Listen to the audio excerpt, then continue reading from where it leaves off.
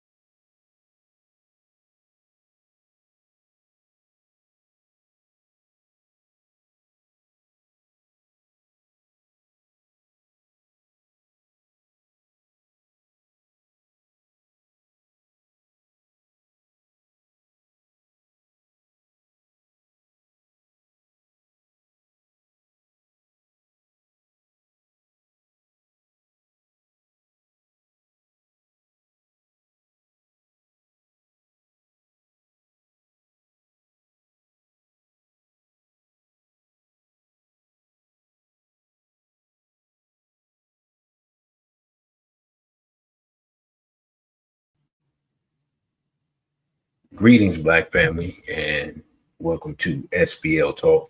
I'm your host, DC Radical One. You say, y'all, wait, you don't have audio. If you got audio now, give me a 1, please, because I hate to have to come out of this and come back in. So, okay, cool. Yeah, I am. All right. Let me see. Now I'm trying to make sure I am not getting anything on my end. I can't see everything. Like I can see your comments, I can see, but I can't see the screen.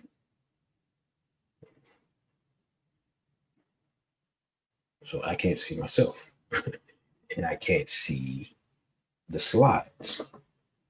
So I'm going to try to figure out why that is. So let me try something real quick. Anyway, how's everybody doing? All right, first of all, let me greet everybody before we get started. BB Fodier, Brother Tony, BB Fodier, Sister Not J, BB Fodier to Whether You Got Ripped Off. Again, this is S.B.L Talk. I'm your host, DC Radical One. Tonight's show, we'll be talking about how the new Trump administration will affect Black love and Black relationships. So while I'm trying to figure out a technical issue, so I made a mistake. I did something I don't normally do. I played the intro another way. Now I'm sitting here and I can't see anything. So this is what I'm going to do. Well, I'm trying to figure this out. I'm going to start off with one of our ancestors, and I got you, brother. You got ripped off with the music. You made the telegram. All right, appreciate that, brother. While I'm trying to figure out how to get my stuff loaded up properly, I'm going to start us off with a clip from Dr. Julia Hare to talking about Black relationships in order to set the mood. So I'm gonna call on the ancestors and try to get this thing right. So, and I may play this again later, but y'all know how this show goes. If we get enough people, I send it out to like 20 people on Instagram. We get enough people, I'll do the slides for an hour, and then we'll talk for an hour, you know. And if we don't get enough people, I'll do the slide for an hour and we'll be done. So we're going to start off with Dr. Hare, and then hopefully I have these slides loaded up. All right. Just note, to the extent that Black relationships have survived as they have, what say you about that 400 years later? It is amazing that black relationships have lasted for 400 years. They lasted this morning. They're also going to last tonight, and you may not even know the person to whom you're going to have the relationship with. But they do tend to go over. Relationships do go over like that. And as we move into what has happened to this, I know that our relationships sometimes really reach a low ebb. That's one of the reasons why we wrote the book, How to Find and Keep a BMW, a Black Man Working. That was spelled out in there. It's just very serious. Because our relationships didn't start yesterday or last week. It also started 400 years ago when those 19 persons were here. And I want you to remember something very important that one of our by any means necessary power brokers told us, and that was Malcolm X. He said, if we can only remember that you didn't land at Plymouth Rock. Plymouth Rock landed on you. And it's very essential that we kind of keep this in place. And knowing that these are the things that happen, then we have to move more to change it. See, we have a system that would not like to see black males and black females together. They would not like to see that happening at all.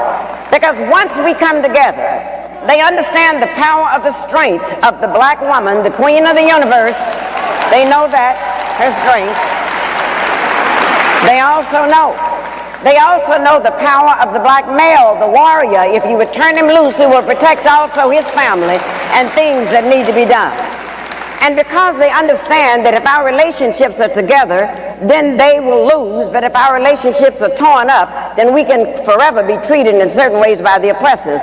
That's why they gave us something called integration, which is nothing but the illusion of inclusion. They gave us this. They actually gave that statement. And when they gave that statement, it meant that they could go right into your homes. They went into the black homes now, the powers that be, and told us that you cannot discipline your children anymore. And if you discipline your children, you will go into jail. It's this kind of thing they told us. Now, this is amazing that, you know, the black parents who in Africa, that was out of the question. Some social worker come in there saying you can't discipline your children, the social worker would disappear. As you all know, this kind of thing would go on. You would be sitting in a place like this, and all you had to do was act up and do something wrong, and all your mother had to do was to glance in your direction. Y'all remember that? And you remember that the glance meant, don't let me have to get up and come over there.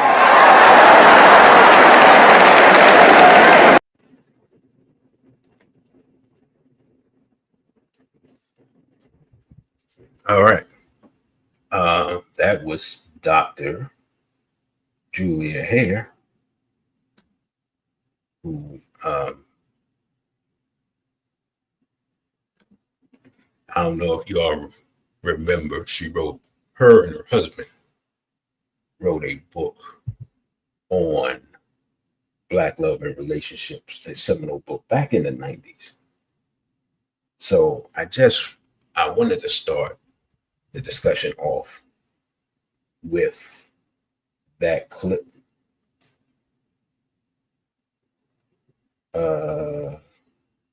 Yeah, hold on, I got some more people in. Straight Black Pride, Sister Vanessa, greetings to Black Renaissance.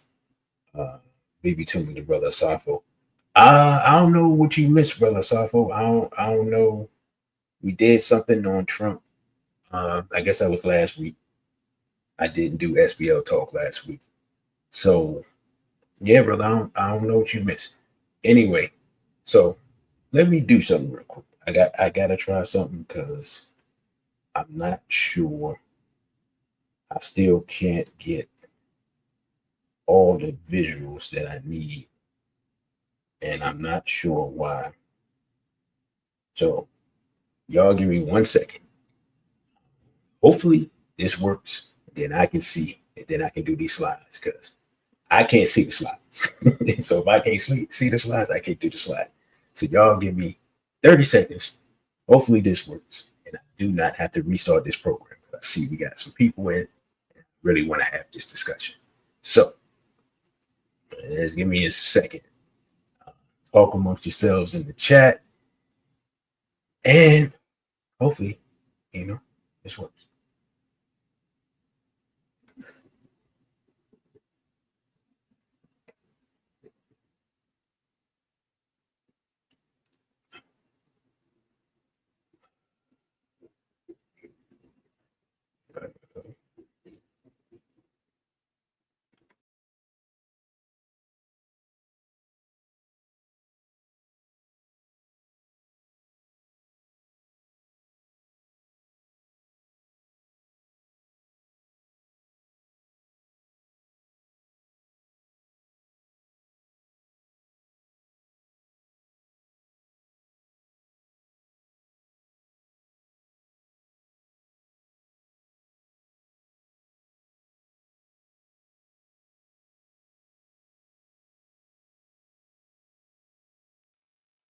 All right.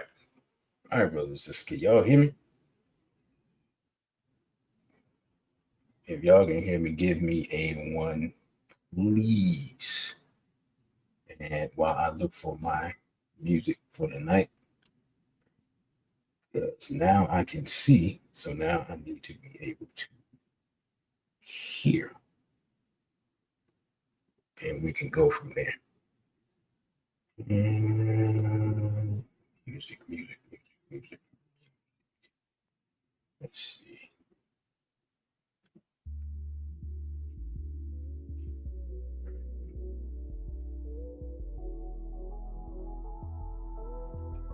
Let's see. All right. I think we're good. We good? Can y'all hear that music coming through?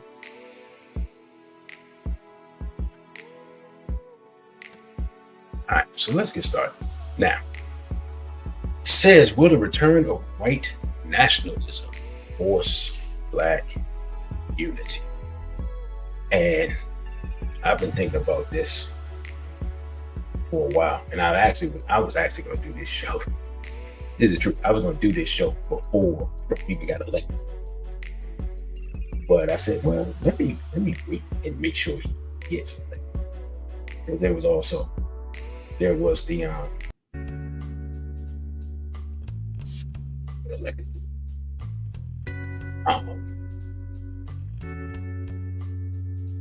So I said, let me wait. So let's get started. We've had enough of the delay. We're gonna start off with our pledge, our Straight Black Pride pledge, which is said at every Straight Black Pride event. Make sure y'all can see it. It says, I pledge allegiance to my straight, Black, and proud ancestors, and to the culture and traditions which they founded. I vow to practice those traditions of straight Black love, family building, and nation building to the best of my ability, using all my life's energy, intelligence, and creativity. I also vow to do everything in my power to protect Black men, Black women, and especially Black children from sexual abuse, homosexuality, exploitation, and miseducation, as long as I am mentally, physically, and spiritually able. Lastly, I vow to fight against any force, physical foe, ideology, or philosophy which threatens the straight, Black, and proud culture, regardless of origin. This I pledge in the name of my African ancestors and the divine creator. Shit. And the reason we start off with that is because, as y'all know, I came up with that around before the convention last year, and then I went back and forth with Brother Genie, and he added some things and took some things out. That's how we got to the final product. So it was I was inspired by Dr. Wells, and then it was a collaborative effort from there. So speaking of Dr. Wells, hopefully I can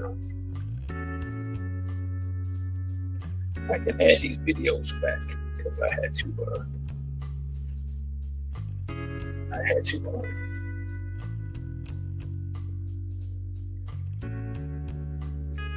take some things out when I rebooted this thing. But I'm actually looking for those things now while I'm talking to you all. But real quick, the next slide, the cultural importance of marriage. In traditional African and traditional African American culture, marriage was a respected part of adulthood. Now, let me say this. If you've watched SBL talk more than once, like, you say this every time. And the reason I say this is because marriage is the goal. I remember, and I never really thought about it. I get credit where it's due, even if I disagree with the person. I remember Kevin Samuels used to have one on, and they would talk about how many times they've been engaged, which was wild to me. I was like, how do you get engaged like 4 or 5 times? Sometimes by the age of 30. Like, what is happening that you're just accepting engagements and not getting married? Like that was a revelation to me, right? So the standard for Black people, before they released the raw, I joke like that.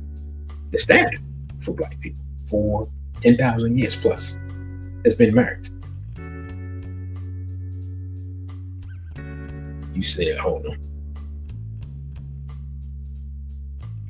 You said the mic is choppy?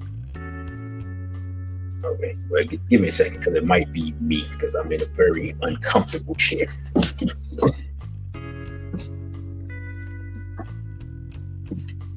So, I'm in a very uncomfortable chair. And as y'all know, I'm not in my usual spot. So let me know if this is better. As I was saying, marriage has been the standard for Black people around the world for 10,000 years. Only really since integration. I still don't sound as clear. Okay.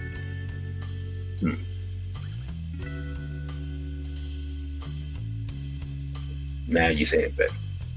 All right. Yeah, y'all let me know that. I'm listening to y'all, because I'm not getting my voice through the headphones. So I'm dependent on y'all. But as I was saying, marriage has been the standard for 10,000 years.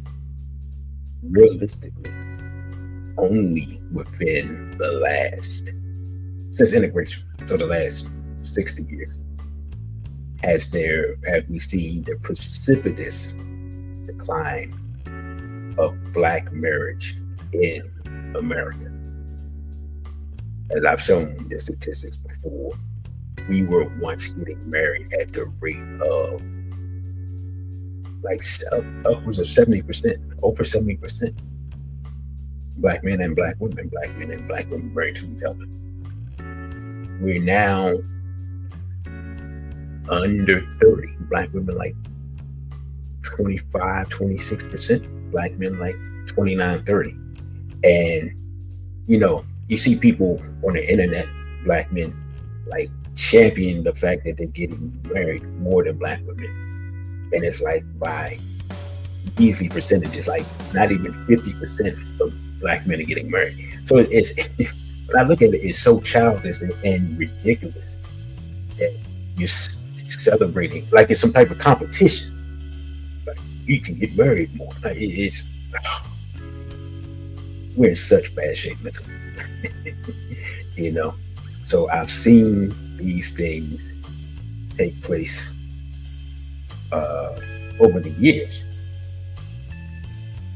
and we're really, how can I put it? As a community, I'm not talking about everybody, no. As a community, we really don't understand what's going on. And I wish I had brought up Baba Campone's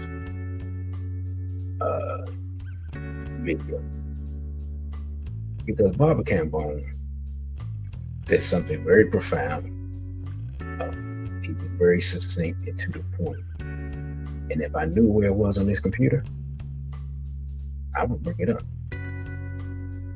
But Baba Campone said simply that our enemies want to delete us,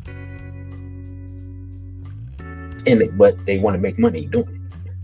He said they want to make money off of our death process. Right? And one of the best ways to at least decrease a population enough that you can eventually remove it from the planet is to start reproduction. And the best way to start reproduction is to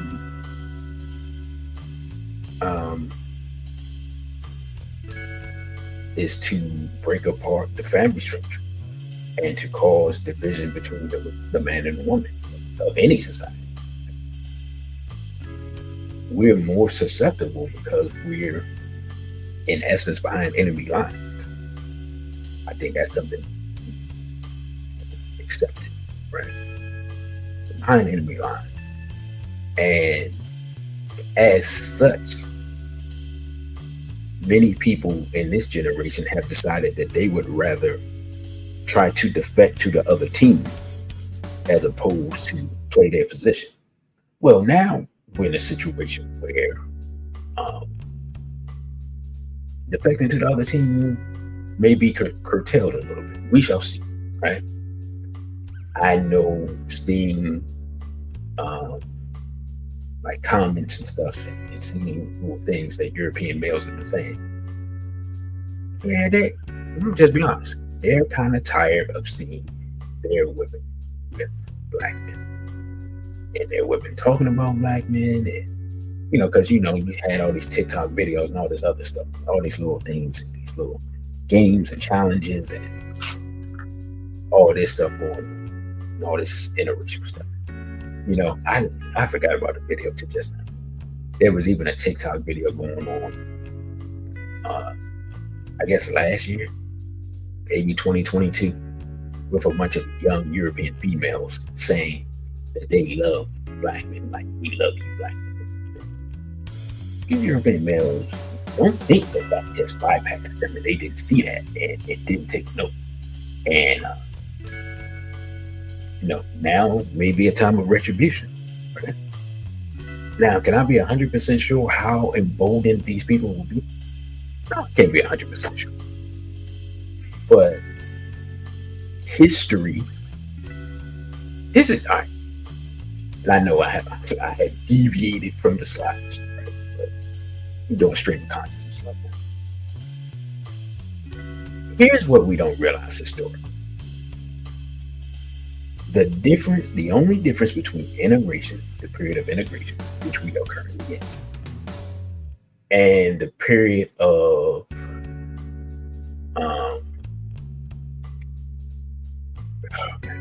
I forgot what it's called, but between emancipation and Jim Crow, right?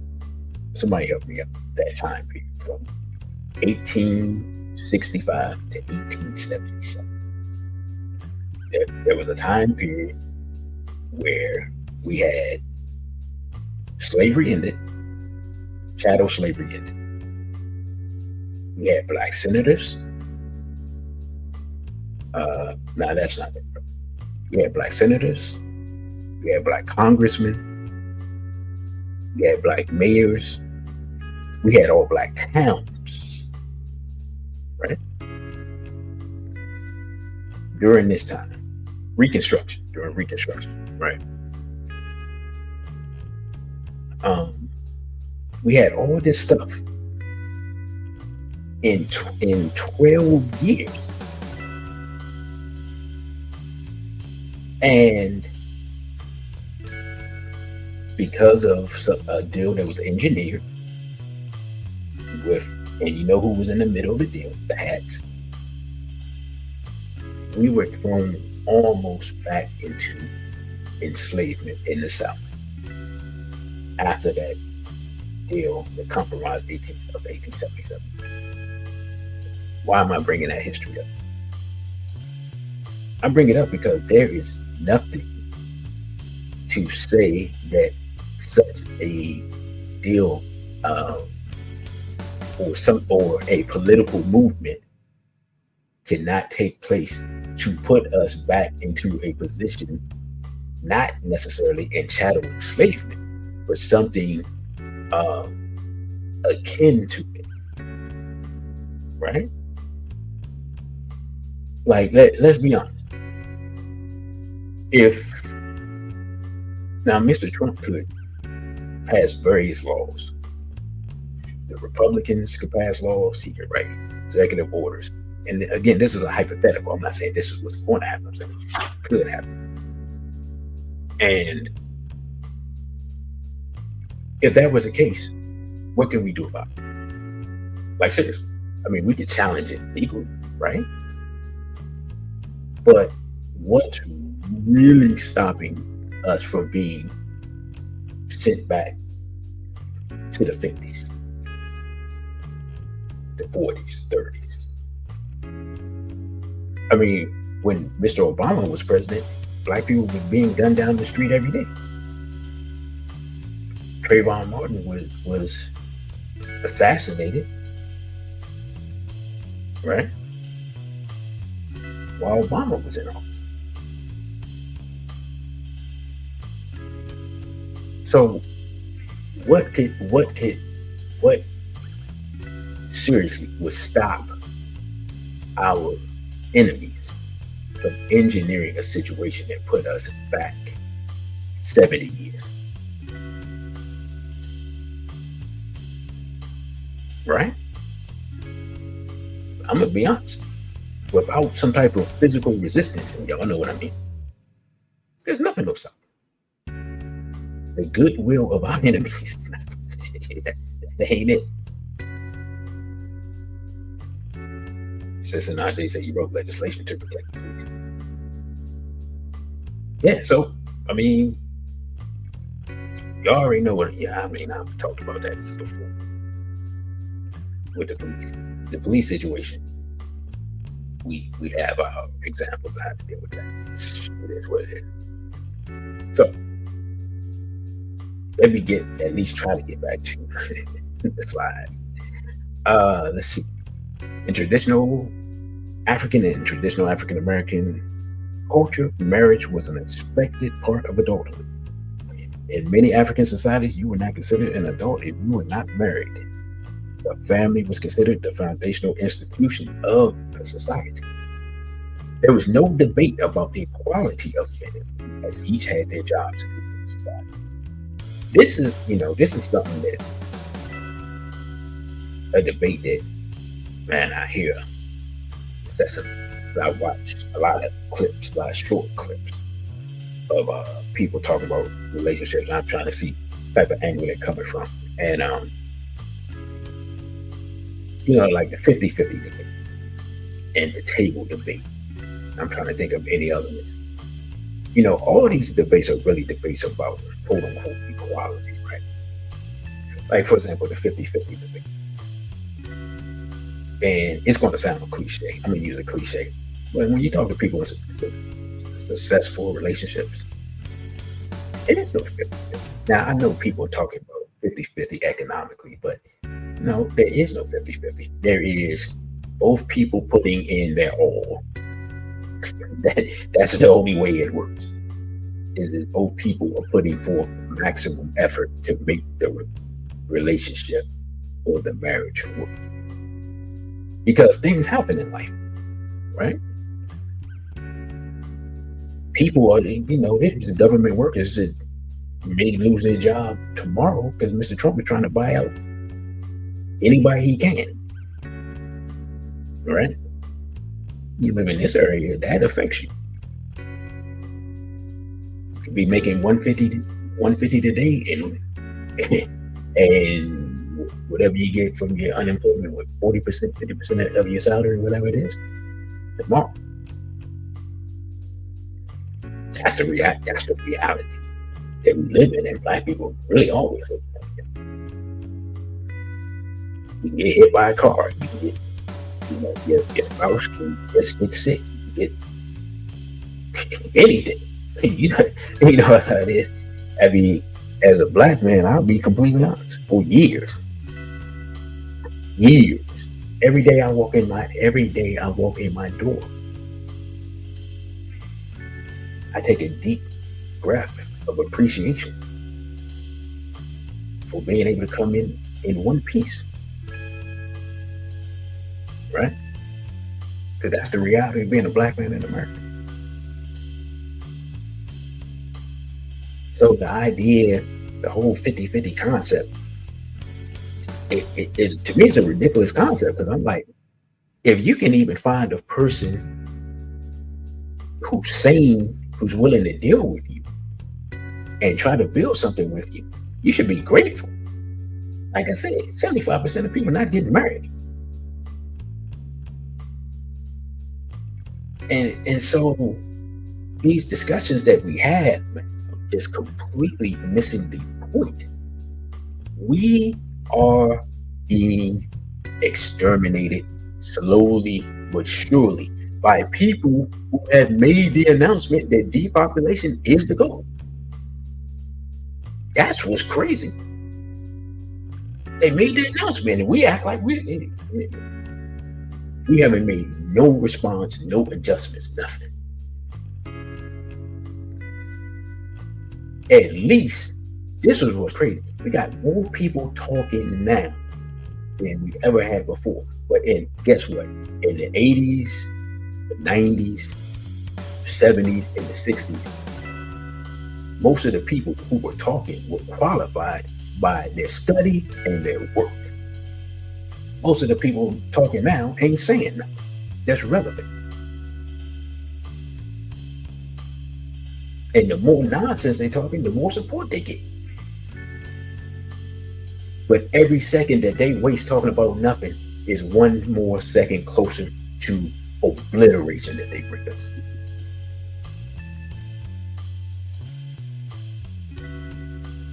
It's not, I mean, I don't know what to say. It's ugly. You know, as Nas said in one of his songs, it's ugly outside. Right? So these frivolous discussions and frivolous debates and these individual anecdotal examples that we bring up are really detrimental for us to having real substantive discourse on our condition and how to change it. And, you know, that's not for me to say that people aren't genuine in their concern about our community. I'm just saying that most people aren't qualified because they won't examine the situation within the context of the reality that we are being warred upon. I don't say we're at war because nobody be fighting back. War is being made upon us and has been for thousands of years. It's just in a different format.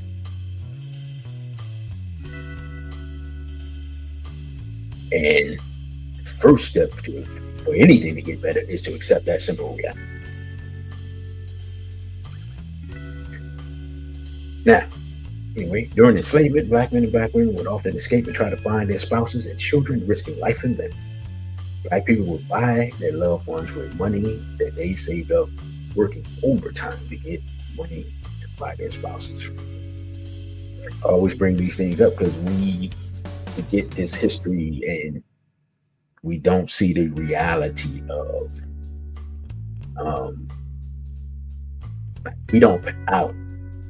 many of our parents and grandparents don't pass on the stories of what they survived or what their parents survived in order for us to get to this position where we think everything is sweet.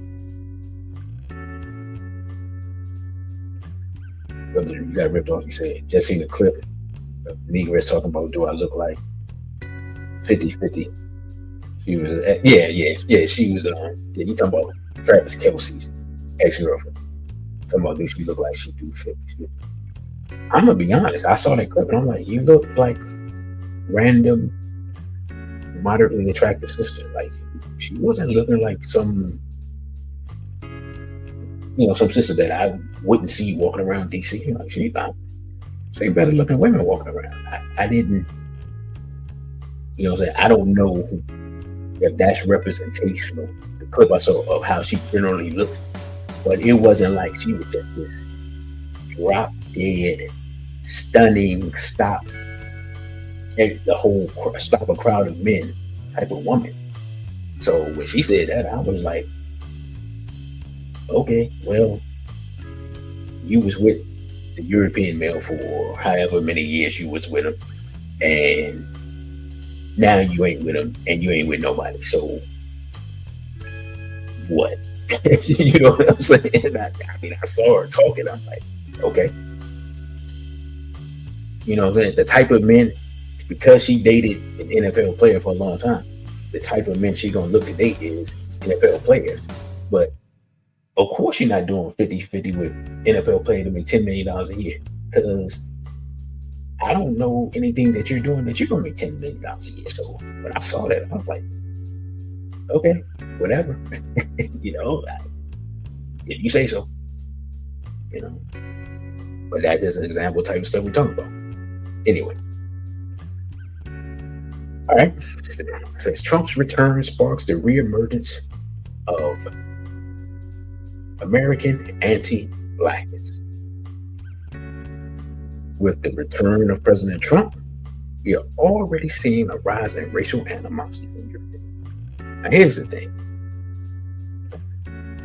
For a few days, you know, there's a lot of rah-rah about the immigrants and this and this and that. And then as soon as Trump said DEI, Europeans think DEI means black. All these derogatory discussions about black people kill them. And there's something else weird that's happening. And to me, it's weird. It's like this, Europeans talking about racism against them, especially European males. Can I be honest? I'm gonna need European males to stop acting like some little bees out here. You're still ruling. Like, what's the problem? You know what I'm saying? No one has taken your country from you. You're still ruling. You're still the majority of people in Congress. You're still the majority of people in the Senate, the House, the courts. You have the presidency. You're still the majority of CEOs. Now, let me say this, because I am hip to the game. I said you're still ruling, but technically you're not. But that's not a black problem. Like, it's not our fault that the European male's not. It's his cousin. You know, from the kingdom of Ashkenaz. It's his cousin that's actually ruling secretly. But we saw it today or yesterday. Mr. Trump and Mr. Netanyahu were meeting, and then next thing I know, Mr. Trump's talking about troops in Gaza and clearing out 1.5 million people and moving them somewhere else. We'll talk about that. And we'll talk about that next week. So they're mad at us. We're not telling Mr. Trump to go over there and do that and spend money and send people's cousins and nephews and sons and daughters over there to possibly get blown up by Hamas. And that's not black people, right? That's not us. But we still get the brunt of the negative feelings and emotions. And you know, it allows people to get away with doing all types of things in this country because black people get blamed when we're obviously at the bottom of the totem pole.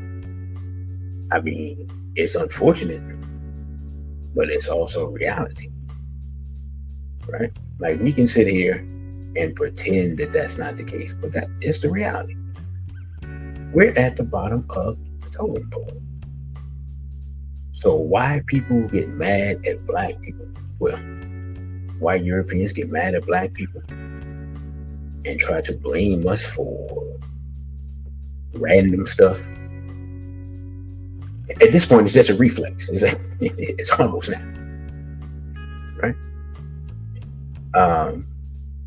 Example of the rise of anti-blackness. Sade Robinson. Y'all remember Sade Robinson? I did a story on her. Beautiful young sister, brown skin. I think she's 19 years old. Went on a date with a European male. He looked like he was in his 30s. And he was in his 30s. disappeared. They try to find her. They start finding body parts all over Milwaukee. They will have a memorial for her. I try to check on the case to see if it's moved forward. It looks like it has moved forward. And they want to have a memorial for her. And people were, well, y'all know what kind of people were mad. People were mad. They're trying to have a memorial for a young sister who did nothing except not have an understanding of white nationalism and the dangers of interracialism. And so she lost her life because nobody told her that. And they act as if they're mad at her. They don't want the city of Milwaukee to have a memorial for this sister who was brutally slain for no reason. This is what we're dealing with. So all this kumbaya, let's all get along. People are people, interracial love-a-thon stuff that people been dealing with in their mind, and that stuff is over. When you hate Black people so much that you don't want us to memorialize our people who have been victimized and brutally slain by a savage beast,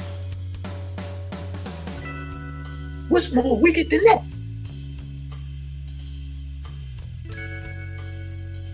So in that type of atmosphere, if you think that this is all gonna be sunshine and rainbows, you have lost your Black mind. So I'm gonna play this clip real quick. It's short, so y'all can see what I'm talking about making. So y'all know I'm not making this stuff up. Let me run this clip. Some of it hateful and racist. Derailed a proposed memorial for Sade Robinson. Durante Matthews shows you why one supervisor says it's not over yet. A proposed memorial put on pause for now. I knew we would get something. I didn't think we would get so much of it like the way it is now. Milwaukee County Supervisor Juan Martinez has been working with the family of 19-year-old Sade Robinson. She was killed in Milwaukee last year. Her severed leg found at Warnemont Park in April. Martinez proposed a memorial in her honor at the park, but he says the proposal came with public pushback and hateful comments towards Robinson's mother. She was just getting all kinds of racist attacks, as was I. There was an outcry saying that taxpayers of Milwaukee County ought not to be paying for a memorial simply because, not my words, these are terms that were used, simply because another Black person has lost their lives. County supervisors noted the response on Tuesday. There are plenty of folks who just had honestly empathetic things to say, but there were others who really crossed several lines. Martinez says after speaking with Robinson's mother, he decided to take the original proposal off the table. The grieving mother wanted this taken back, so I did what she wanted me to do. Milwaukee County's Committee on Parks and Culture unanimously voted to do so, but Martinez says it's not over yet. He says they will work to raise money for a memorial, possibly in a different location. He says he understands the discourse around using taxpayer dollars, but still calls the reaction disappointing. Sometimes humanity should take precedence. Durante Matthews, Fox 6 News. Tina says the decision still has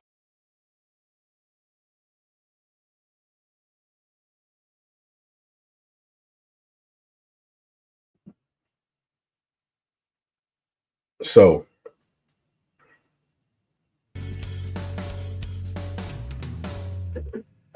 that's just an example of what I'm talking about. I don't even know how I found out, right? For people, I'm just be completely honest. Black people in Milwaukee should really be up in arms. I'm trying. I didn't even. Oh goodness, I didn't even set this thing to be monetized. And I'm gonna set it to be monetized. I'm trying to keep my composure here. I was so enraged when I saw this. And to try to couch this as some type of issue dealing with finances. I'm gonna say I don't know. I don't know what celebrities or whatever I would be. Y'all know any celebrities or whatever, man, just tell them, hey, check this out. Put some money on this. Right? You know what I'm saying? And this is what irritates me. If we build a memorial, let's say we could gather the money and build a memorial to the health system, I guarantee you, based upon the reaction, that these no good troglodytes will destroy the memorial in the same way they continuously attack the memorial for Fred Hampton. Fred Hampton was assassinated by the police, and people attack his memorial as if he did something. Like, the hatred for Black people is so deep that they hate us even when we're not on the planet.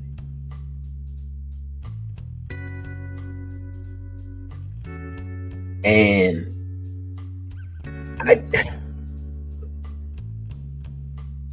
I'm gonna be completely honest.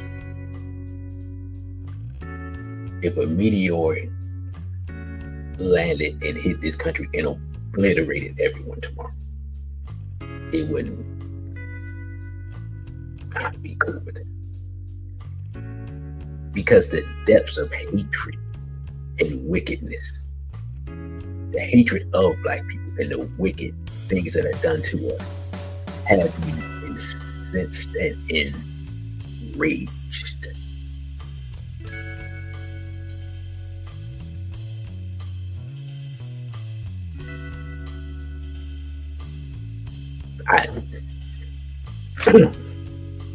And again, here's what's deep.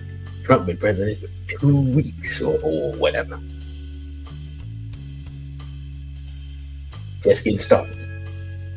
But Dr. Carter say, buckle up. It's going to be a bumpy ride.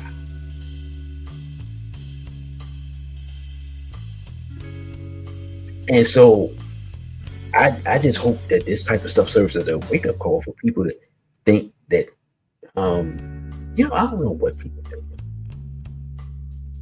I know we're trying to avoid the smoke because we're cowards.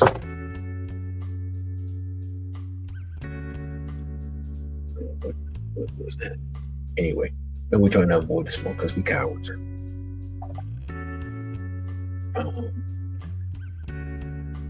Scared to death. But in the hood, everybody's Ricochet Rabbit. I mean, I see it in my city. We lost 50% of the Black population in the city, and people that still go to the corners of the city that's still Black and then shoot at each other there.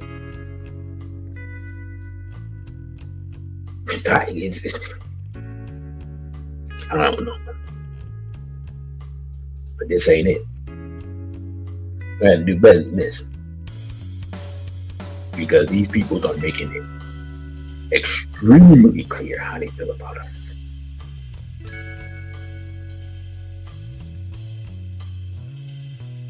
Bro, you got Rudolph said they attack Emmett Till's memorial and gravesite yearly. Right, like Emmett Till did something to somebody. He was a child. Was he 12, 13 years old? I know it's supposed to be SBL talk, right? I'm trying not to turn this into a Dr. Collin style discussion. It's mighty hard. We haven't even got. We may not make it through these slides tonight. Like it's. Let me move forward, man. Y'all know the Sade Robinson thing. Yeah, it got to me before.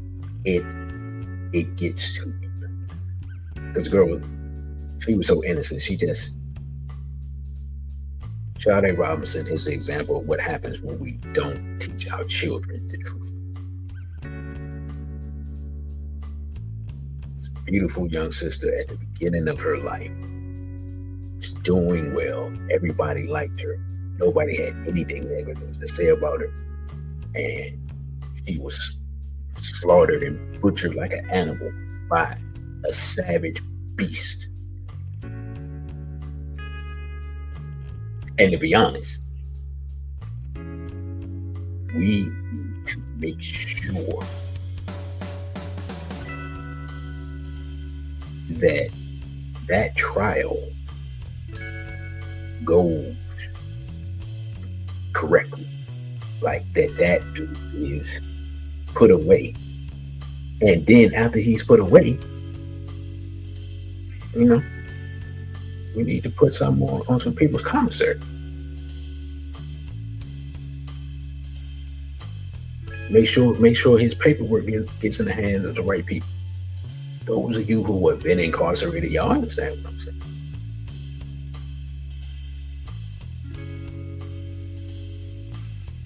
Like, with something that savage, it ain't even no justice for it.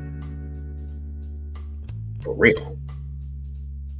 Like, I could go into it and say what justice would be, but won't have a channel tomorrow.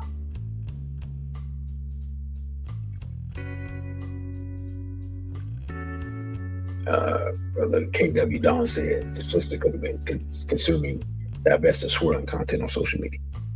Oh yeah, definitely. Especially on, because there's a lot of that on TikTok. That's why I did the show on divesting and that whole thing, because I was showing that was the result.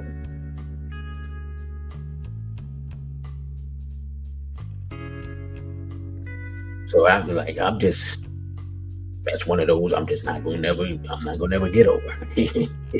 I can't lie. I'll always be mad.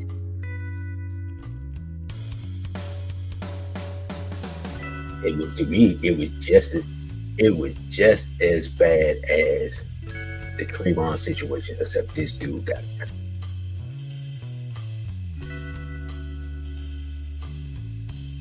That's the only difference. Now, many people online are celebrating the end of DEI because they think that the program was benefiting Black people. It wasn't. Europeans think DEI means Black, which what it means is LGBT. Right? We talked about it. 4% of Black people, or 4% of DEI positions went to Black people. We talked about that last week or whatever.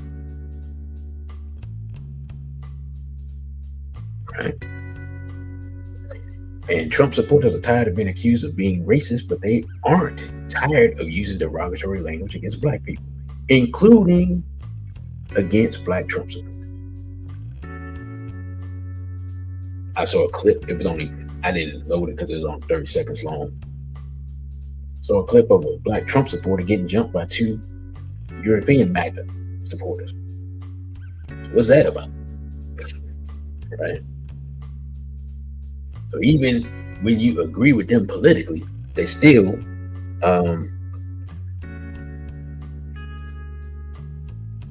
carry out their nature.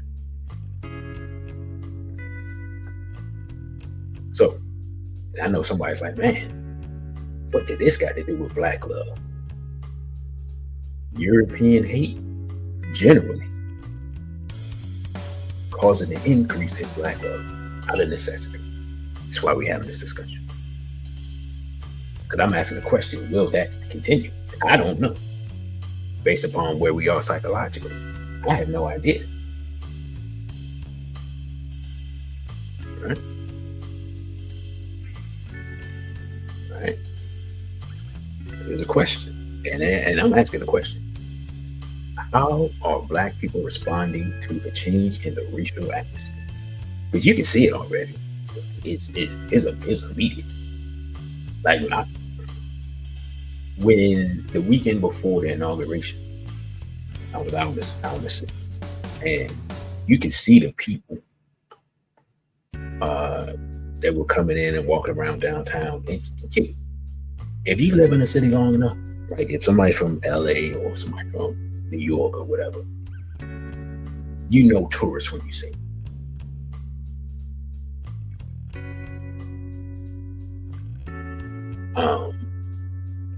And so that, we saw them, and like you could feel.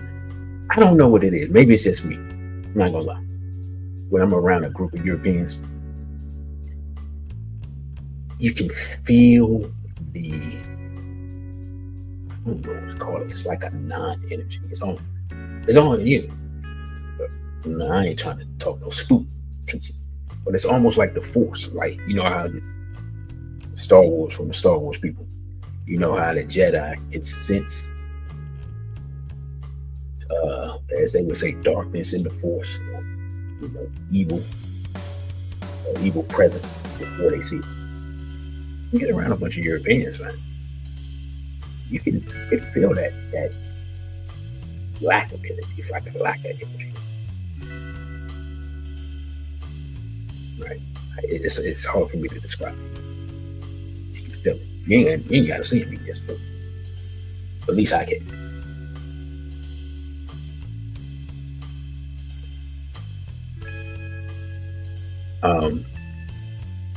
Anyway, okay.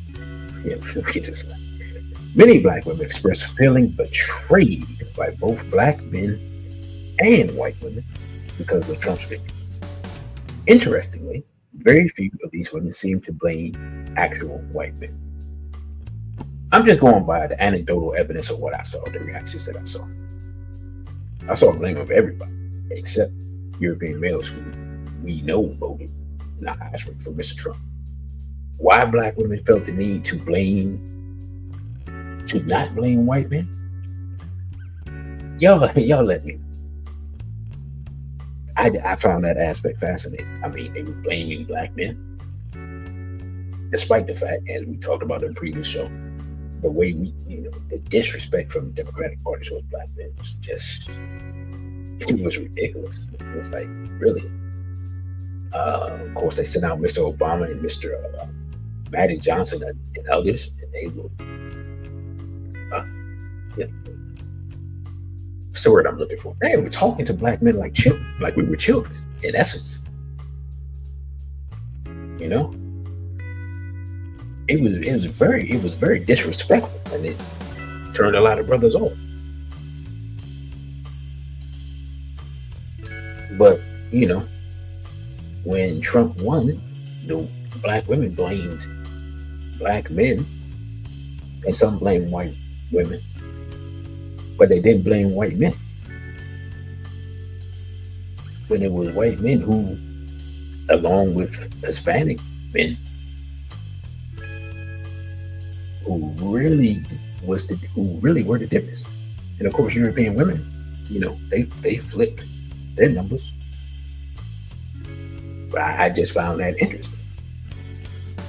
When we saw that a lot of Black women, especially corporate Black women and whatnot, look at white men as allies, at least within the corporate sphere, if nowhere else.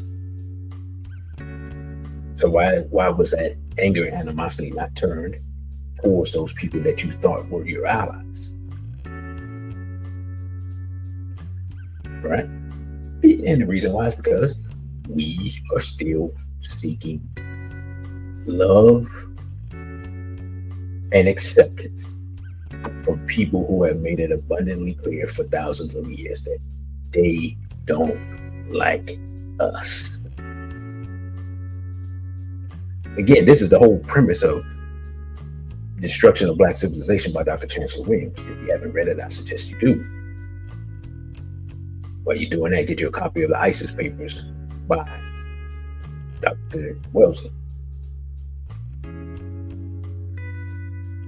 Greetings, Brother Jimmy.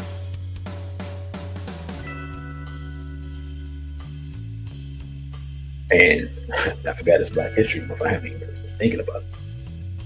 Also, real quick, sidebar. Our Baba, brother, man, I can't believe that I'm just nearly Fuller has made his transition. For those who haven't heard, really the one who taught Dr. Wellesley about the system of white supremacy, and then she went and analyzed it further. But he was the one that told her that it was a system, that racism was a system, wasn't about feelings or emotions or anything like that.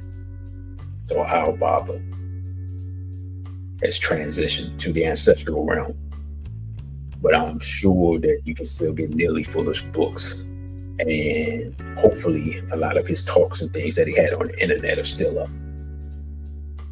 So we lost so many. So salute to that Baba, man, for bringing us that understanding and advancing our thought in that arena. Well, he was in essence a self-taught social scientist.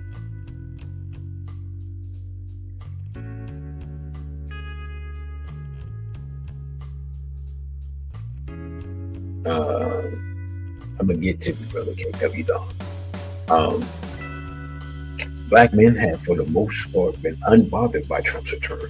Most suspected his victory and felt that racism was a problem before, during, and after Trump.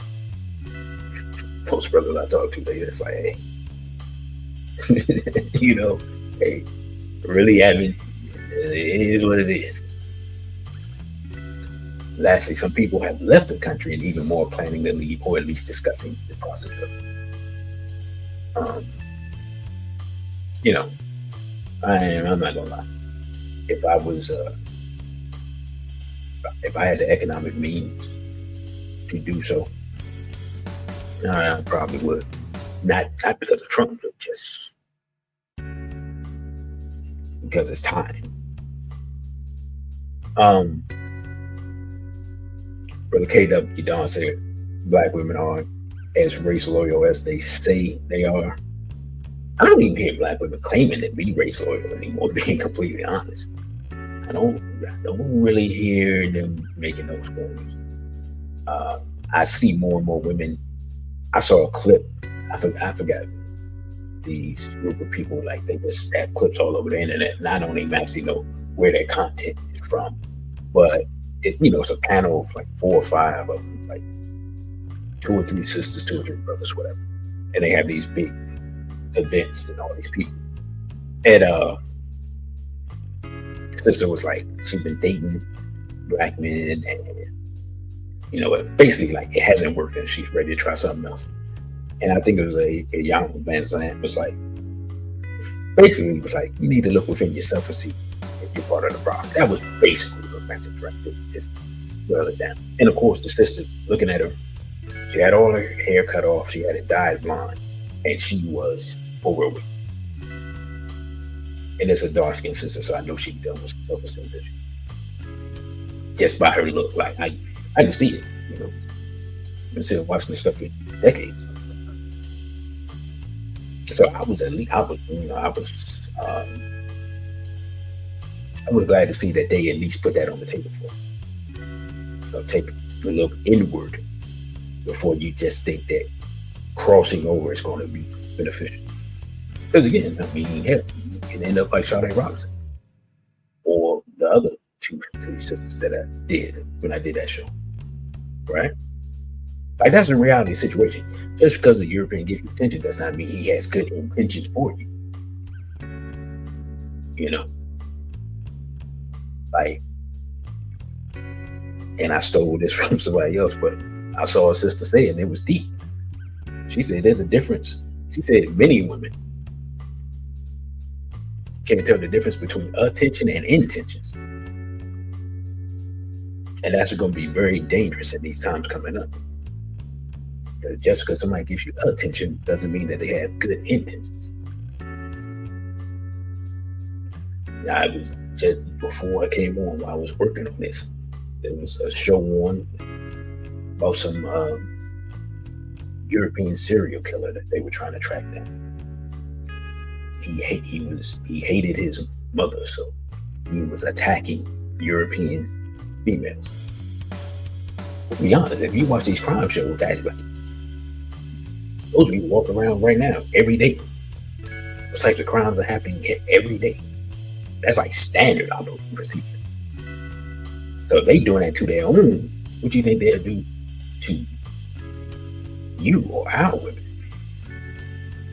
I'm just telling that to the sisters, like, we in a different time. You might be risking your life out here, thinking the grass is greener. I mean, I've done different stories over the years. One man, he took his wife and deleted her and threw her in the freezer. His sister found her looking for pork chops or something. Like, that's how they roll.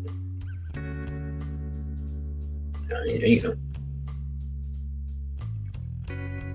So, and that's not to say that we don't have intra-racial violence, because we do. Of course we do.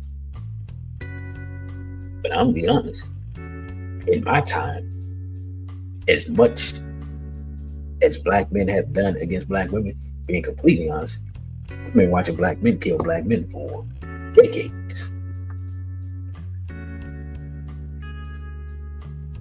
We just have have a problem where let me just keep it straight. Just got a problem that a lot of our people just too cowardly to deal with it. So they deal with the nearest person they attack. In essence, the reflection of their self because of their self. But what's the excuse for our enemies to attack us? Because we haven't done nothing to them. We are sick by being in proximity to them. But Dr. Africa said, we act heinously because we've been around the people who act heinously. There's something to that effect. I'm paraphrasing because I can't remember the exact quote. Right? Now, next one. What else can we expect to change? This is me guessing. I'm not a soothsayer or prophet or anything. This is an educated guess. I could be wrong. I believe that there will eventually be a pushback against the popularization of interracial relationships through the media. We already know who controls the media. We don't have to reiterate that. If you're not familiar with that, we got previous shows that you need to check out. For nearly a decade, this has been pushed openly. Like, those of you who watch television, you know, around maybe like 2014 or so, maybe a little earlier than that, like every commercial was featuring some type of either interracial or LGBT couple, or, you know, multiple variations of that in the same commercial, regardless of the product. To the point where seeing an all black or even an all white couple, it started being an anomaly. I think we're gonna get pushback from that. That's people gonna be like, enough's enough. We will. I'm not gonna say probably. I will probably. Not sure. Will possibly. We will possibly see. We'll probably see more racial attacks or hear about more racial attacks. It may not be an increase. We just hear about it, especially during the summer, against black people. and then possibly against mixed race couples once the focus on illegal immigrants dies down. So I'll say this, for about next 16 months or so, there'll be a focus on illegal immigration, and Trump will focus on that and building a wall, I guess, and trying to find places to send people and all that stuff. And then after that like dies down, the popularity of that, like once people see him doing it, they're like, okay, yeah, he's really doing it. That's when you see the negative focus on black people. And let me say this, I'm gonna make a prediction. If Mr. Trump continues down the road that he's continuing down as far as the Israel situation, I predict a false flag will be enacted against him, and the blame will be placed on some combination of Black, Arab, Muslim group people thing. Like, I'm not 100% sure because I can't see the future, but I kind of think that's where we're headed. But that's another show. This summer, we can expect a rise in police shootings and other forms of violence as anti-Black individuals are emboldened by the changing atmosphere. Now, if anybody disagrees with any of this, y'all let me know. This is my predictions. This is based upon previous history here in America, and my life experience of over 4 decades. Right? I'd be shocked if none of this takes place.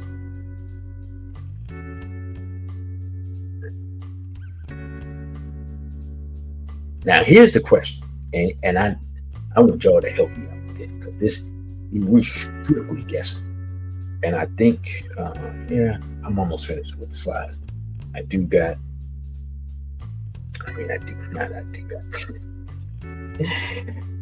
like Teddy Pendergrass. You got what I want. Anyway, I do have a couple of more videos to go with this. One group of people, Black people, y'all know, will try even harder to prove their love to Europeans. They will openly denigrate Black people in order to ingratiate. That's what I'm going to say, ingratiate, not ingratiated. Typo themselves to Europeans. I mean, we know this, we've seen it, we're used to it. It's been a constant for all my life. Nothing is going to change that. I don't think so. But our enemies always, they're always you accept traitors than you. Let's see. The other Black people will find like-minded people and form groups to build communities and organizations. That's going to be a small percentage. But at least we already ready. Good Brother Jenny is out sowing the seeds for us to do something productive, right? Literally as we speak. I'm not even up when I find the flyer, because I know I got it on my computer, I'll put that up, because I think he's in Norfolk this weekend. Right. And most Black people will simply put their heads down and continue to try to survive day to day.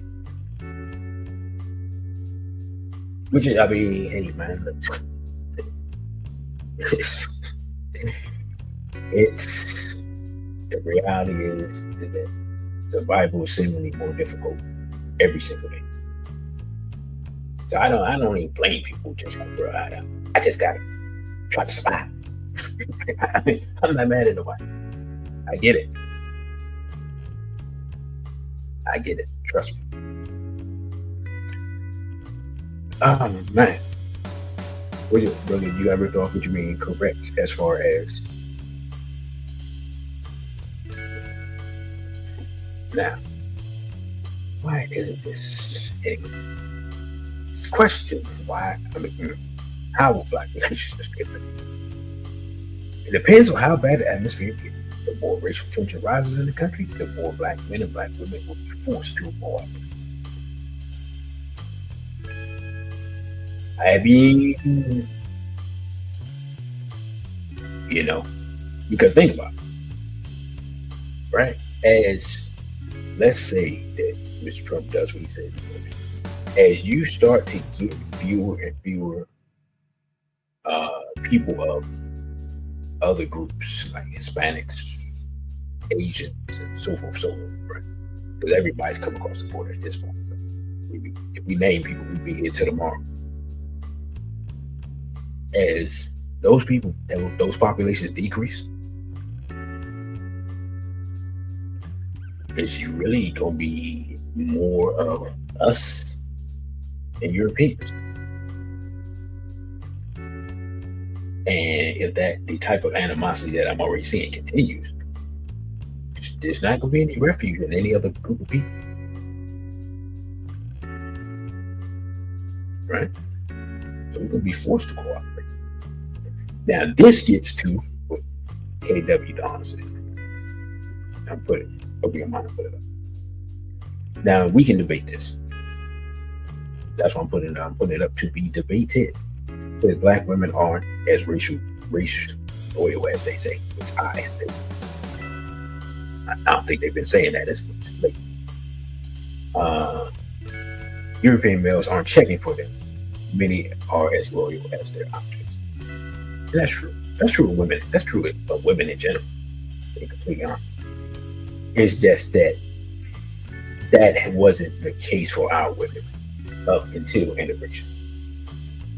Because many of our women were, as black men were, many of our women were being physically attacked by European men. So up until even the 80s, I guess maybe it depends on where you're from. Here, in this city, even up until the 90s, black women didn't trust European males like that at all. It just, and even in the environment as they were escalating in their careers and achieving economically and things like that in this city, that wasn't necessarily because of proximity to European males. There were enough black males in positions of power, thanks to Mayor Barry, that they weren't as dependent upon having to make nice. In other cities and other environments, that it may have been different. So, I came from a unique environment, so I have a different perspective. But in this environment, in the post-scandal era, yeah, I want to have definitely lost racial loyalty. The number of, how can I say, the number of militant integrationist females that I see nowadays, it is mind-boggling to me. They're mad at racism, but in love with European males. It's like that meme from, it was popular back in the day. Hey, I don't know who made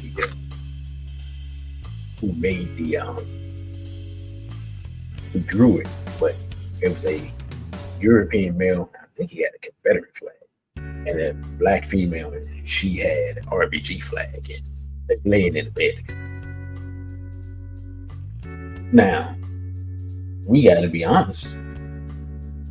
We've seen black men doing that back in the 60s. Dudes supposed to be pro-black and militant or whatever, and being with European females. Married Baraka. Baraka was with a European female before Malcolm X was assassinated. Then he dumped her and changed his name and everything. So it's a story I just remember from back in the day.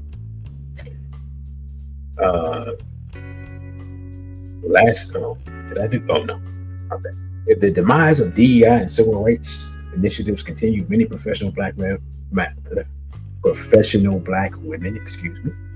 may find themselves falling into a low income. I mean, Trump is trying to do federal worker buyouts. A lot of systems of federal government.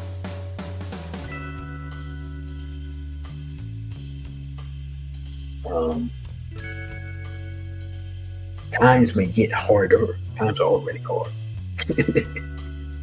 based upon these policies. And lastly, racial tensions tend to cause a rise in masculinity and aggressiveness in black men. A rise in black masculinity usually brings a corresponding rise in black femininity. What am I saying? Generally speaking, the more black men stand up from a racial perspective, the more black women become supportive. It's not 100%, but generally speaking. Like, there's a reason why the Panthers had so many women. Because the men were thorough. So the sisters gravitated toward it and supported it. It came up with some of the programs that made them more than just a group of brothers patrolling the community. Like, we don't like to hear this as men, but I'm gonna keep it 100. The more we become men, the more our women will become. I know it sounds cliche, but it's a reality situation. Nothing gets the average black woman excited. When you see these videos where a brother is forced to defend himself against some random European, there's more black women in the comments cheering them on and stuff than it is men.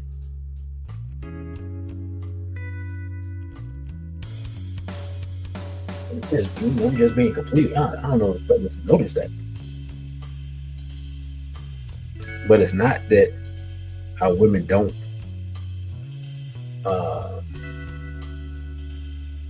it's not that our women don't want us. It's weird because I remember having a conversation with a sister. Our women want us to be aggressive, defending the community against our enemies, but they don't want their individual man to do it. You see what I'm saying? Like, they want the men to do it in general. Like, they want black men, quote unquote, to do it, but they don't want necessarily their black men to go out to get shot down. So, and I remember talking to a sister about that, and she said it, and I thought about it. I was like, yeah, it's understandable. But, you know, we'll see how things go. Because even as I'm talking about this and this rise in masculinity, so brothers like Grandmaster J, and, you know, mobilizing hundreds of brothers armed. You know, once they removed him, next thing you know, you saw the feminine dudes out here twerking and crumping in front of the police. I'm just gonna tell you right now, that ain't gonna get it done. But of course, those people were paid by the synagogue of Satan. Right. So, here are my hopes. My greatest desire is that during this time, the majority of black people realize the beauty of their blackness and the necessity of some type of unity amongst us. The rise of racial tensions during different time periods of American history generally results in an uptick in black racial esteem. I'm hoping we return to that condition. Because of that, I'm going to play a clip by Dr. Welsing. She's talking with Dr. Alvin Poussin, and they are discussing how the system of racism and white supremacy affects our perceptions of black relationships.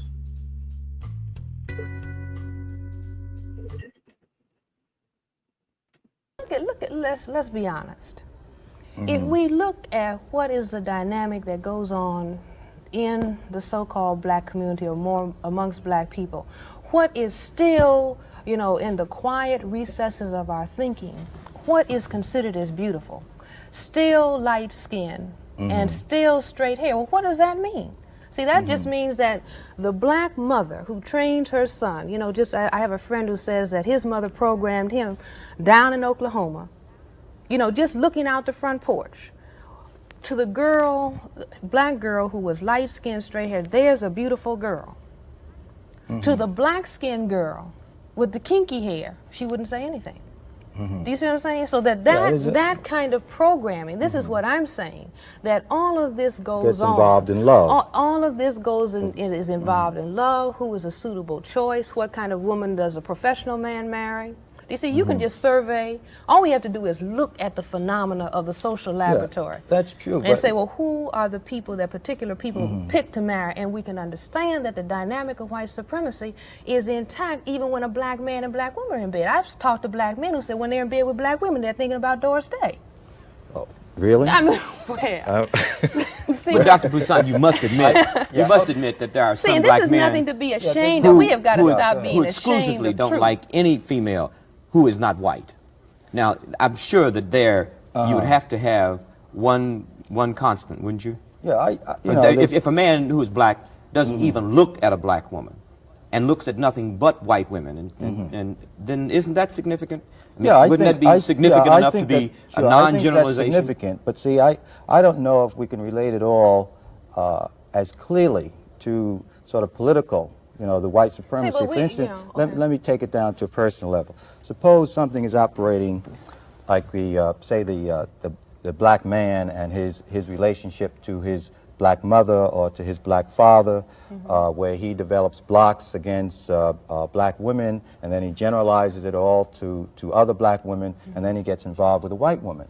Now, that doesn't mean that he's necessarily indulging in any form of white supremacy necessarily. He's not indulging in white supremacy. You can't assume that his rejection of his black mother is because she's black. He may be rejecting her for all sorts of other psychological reasons. Let's go down and look at that. Let us look and that the white woman happens to be there where he can displace that on. This is very common phenomena amongst our people. Let's put it this way. Number one, that as I said earlier, that there is an extreme alienation going on between the black man and the black woman. In other words, this same conversation really could be discussing the alienation between the black man and black woman that allows for the significant phenomena of black man, white woman that we see.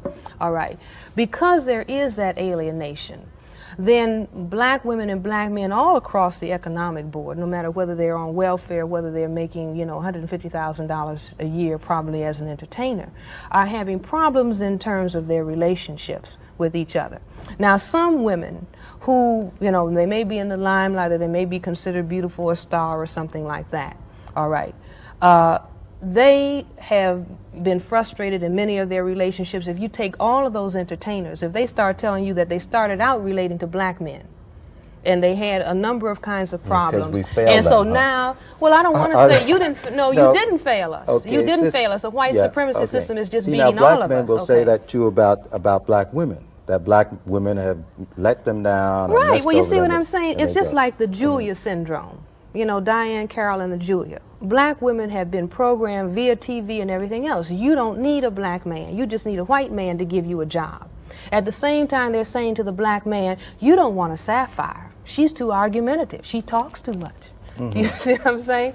What you need is a white woman. Now, what does this produce? This produces maintenance of white supremacy. Why? Because you have divided and conquered.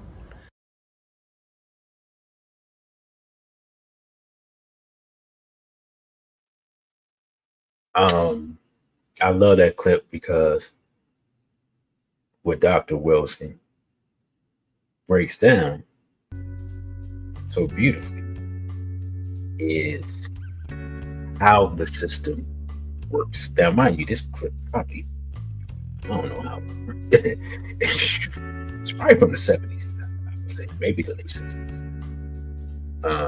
Maybe before Brother Straight Black Sox. And if you just change the names this stuff still applies. How much interracialism do we see among celebrities? Right? Serena Williams, I saw a clip of Venus with some European male, I don't know who it was. Gabby Sidibe, so forth and so on. Now, the part that's interesting, as I started looking at it, I said, at least amongst the black celebrities, here's what I haven't heard anybody talk about this. Nearly every black female celebrity that I see with a European man is brown skin or dark.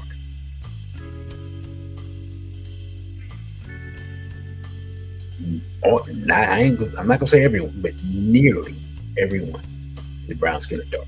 So that raises, to me, in my mind, it raises the question: is that just the internalized self-hatred, where they're trying to escape their blackness because of the attack on their blackness that often starts in our community, right? Or is that because other celebrity males tend to not check for darker skinned women? Now, in Serena's case, she can't blame that on. Serena's been with football players, rappers, you name it. And at least one of them basically like, nah, I was trying to marry her. She wasn't trying to marry me. She, her career or whatever. So Serena can't use that out. Venus, I don't know, because she's not as, public. Some of these other ones, but one thing I like about what Dr. Wilson said is that the idea that we aren't affected psychologically by this system, by being in this environment, is ludicrous. With that being said, I believe that the change in the atmosphere of this country is going to force some people to return to their natural position. And then maybe not. Maybe they just go straight ahead, integrate themselves to death.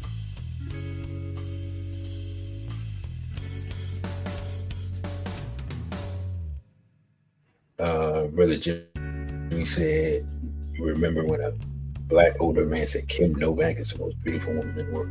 I don't even know who that is. I mean, I don't know what that is. If you could get brothers behind closed doors and give them a lie detector test over not today, but over the generations, you hear a lot of brothers mention some random European female. If they kept it 100. Okay. Yeah, I'm saying I figured she was some type of celebrity, but I would have to look her up to see what she looked like. But I remember when Shaquille O'Neal was talking about he liked Angelina Jolie because of her lips, and black women were like, because of her lips. Like, black women were offended. And when I heard him say it, I was just like, that's the goofiest thing you could have said. Like, seriously. Like, bruh, what are you talking about right now? Shaq had to hold that L for that. And I didn't mean to go this long, but y'all know I veered way away from the topic at the beginning.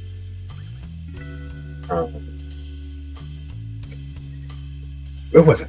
Oh yeah. I hope that black people can have honest dialogue amongst themselves about our relationship problem. I find most current discussions to be either disingenuous or extremely shallow. I'm gonna just say this. In an age where everyone has a camera and a microphone, and talking about black relationships is popular, as long as you're not talking about it in a positive manner. You know what I'm saying? I ain't gonna lie. My clips from SBL tend to not be, they tend to be the least popular thing that I do on this channel.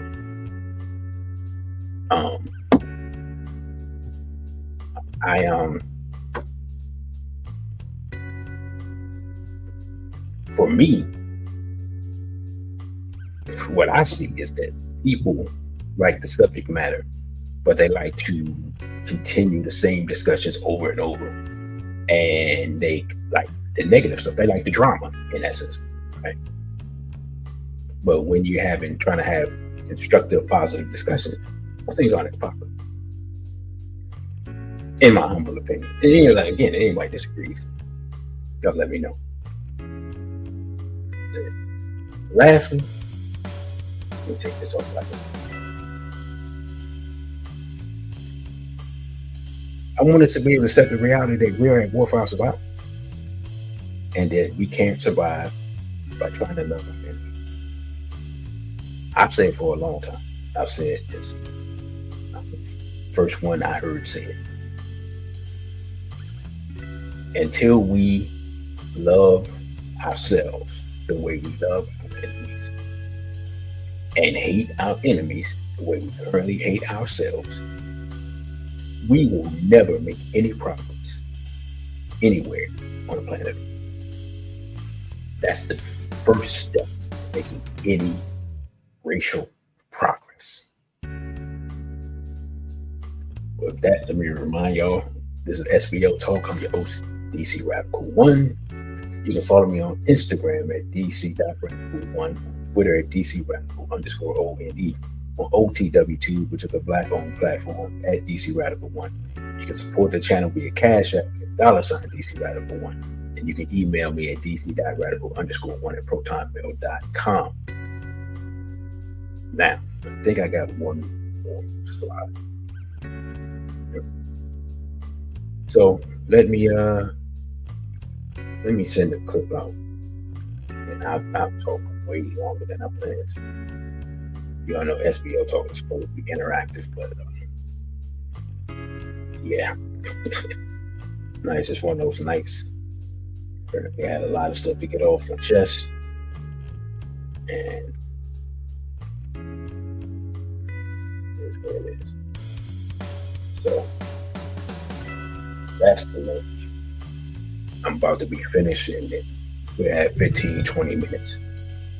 People want to interject anything to this discussion. Quickly, Mr. Trump's second term will undoubtedly cause a negative ripple effect in the Black community. We have already begun to see it in just a couple of weeks. With that being said, Black people in America and throughout the world have the opportunity to unite amongst self and build communities up through cooperative economics and the return of Black love.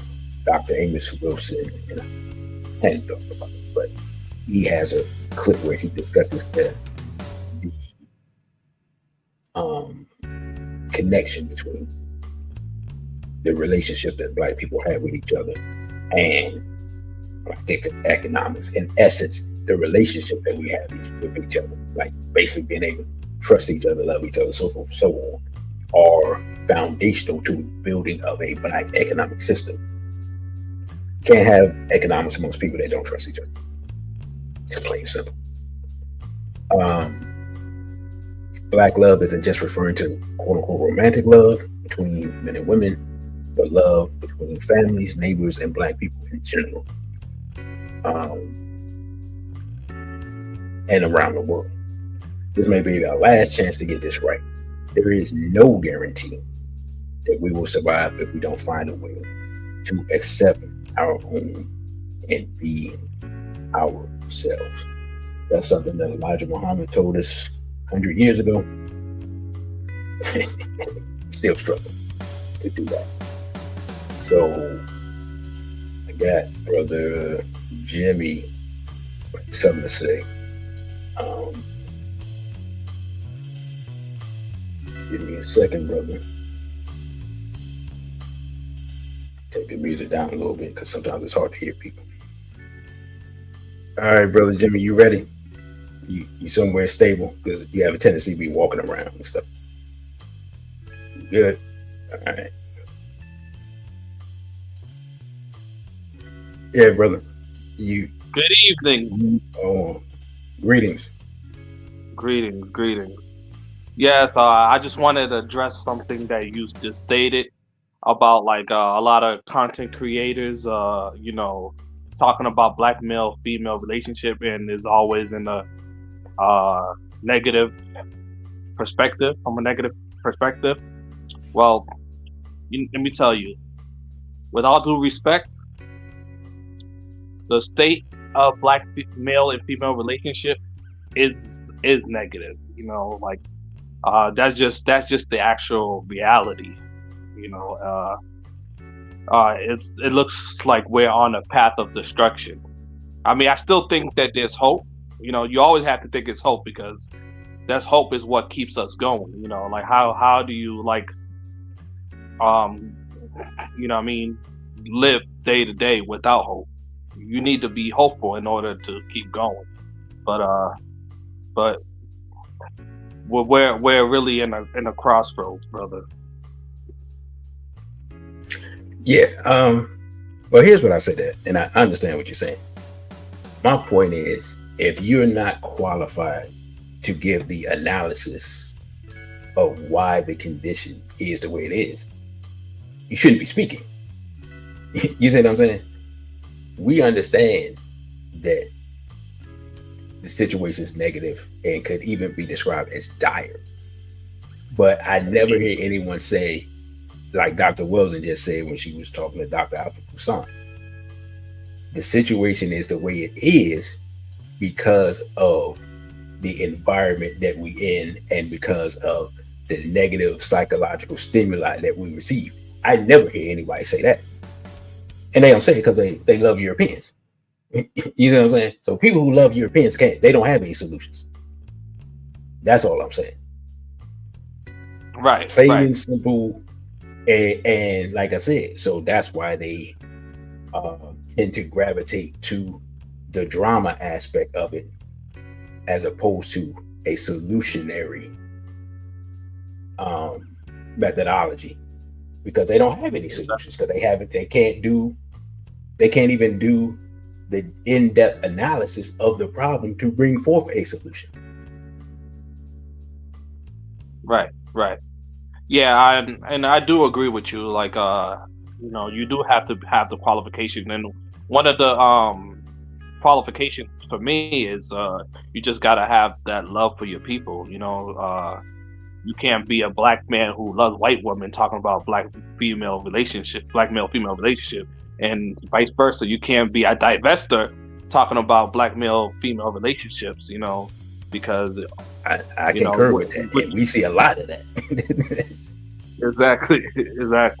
Like I was on X, you know what I mean, and we was having a dialogue, and somebody pretty much wanted me to condone him having lust for white women. I was like, oh no, brother, like I can't, I'm not gonna go that far. You know what I mean? Like he pretty much wanted me to co-sign black men dating outside the race. Oh no, I'm not doing all that, man. And he wanted to go back and forth with me. I was like, look, man, I'm not gonna argue with you. If you want to play in the snow, nobody's stopping you. You know what I mean? But don't ask me to condone that, because you're not gonna find it here. Yeah, but thank you for letting me speak my truth. Great broadcast, and keep up the good work. All right, brother. Thank you. So that was our brother Jimmy talking about people trying, and let me say this real quick. And I've said this multiple times, but yeah, this thing of people trying to convince, I see a lot of more black men than black women, but maybe black women do it too, and I'm just not paying attention. But this thing of brothers trying to convince other brothers to co-sign their stepping outside And I had, look, just go over there and stay over there. Don't come back and forth and don't try to tell us what to do. Just go over there. That's my thing. Like back in the day, I said this before. Back in the day, when dudes went and they found some European female and they went and moved to West whatever, and we never saw or heard from them again, and it was what it was. Like they didn't try to come back and try to proselytize to us or try to prove why they did what they did or not. Nah, they just went over there and disappeared, and it was what it was. Just do that. Try to sit around and convince me. For what? So yeah, I see a lot of that now. I'm not gonna lie, I find it irritating. So is there any sister that wants to come on so we can have some balance, we can have some mayat, some truth, justice, righteousness, reciprocity? Since we had Brother Jimmy on, does anybody, any sister feel like saying a few words before we close out? I'll give you all a couple of minutes to build up your nerve and gather your thoughts. Because I'm gonna say this. I haven't said this publicly, I don't think. I really built SBL for the sisters. And hopefully during the summer, I have some plans to do some on location discussions. And hopefully y'all support that. Because that's the plan. As the weather warms up, so probably starting May, June-ish. We try to do that in a couple of different locations. And by different locations, I mean different cities. So look out for that. And I don't know how. I'm trying to figure out. The idea is not fleshed out yet. I'll say that. So, any sisters? Hold on. Maybe let me put the link back in the chat because the link may have disappeared. And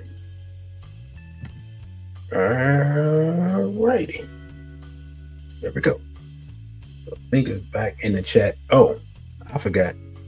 Did I forget to put the rules up? Okay, I forgot. My bad. Let me do this real quick. Here are the rules of the show. And I don't know why I didn't do this before I let people grab the mic. Always be respectful to each other. Never use the right to remain towards Black people. Our women are not B's and H's, no 304s. Such language is prohibited. Once is a mistake, twice is banishment. Black people are not N-words. We don't use the word here or amongst SBPM. And you can speak with passion, but be respectful. Seek truth and understanding. Speak truth and avoid Zionist stereotypes about complementary gender. Brother Neo Geo says, do we have any examples of any African group leading a situation like this? Haitian Revolution. Haitian Revolution. That's the closest one-to-one that we have of where a group of Black people were under intense pressure and just decided we're going to, take it to the extreme.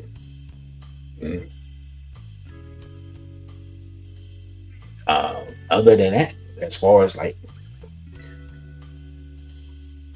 no, man. In fact, the process as far as the intermixing and things like that that's currently going on, this process has been done in South America, in various countries, and also in Australia. So, the fact that we have studied these things, and Brother Genie he talked about them in his genocide lecture from lecture maybe 15 years old, I'm not sure.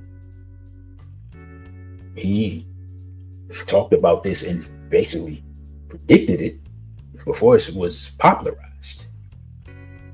So, but to your question, brother, other than the Haitians, I don't think I can think of anyone off the top of my head But one thing I can say is throughout history, well, you know what? I'm wrong. But it took outside reinforcement.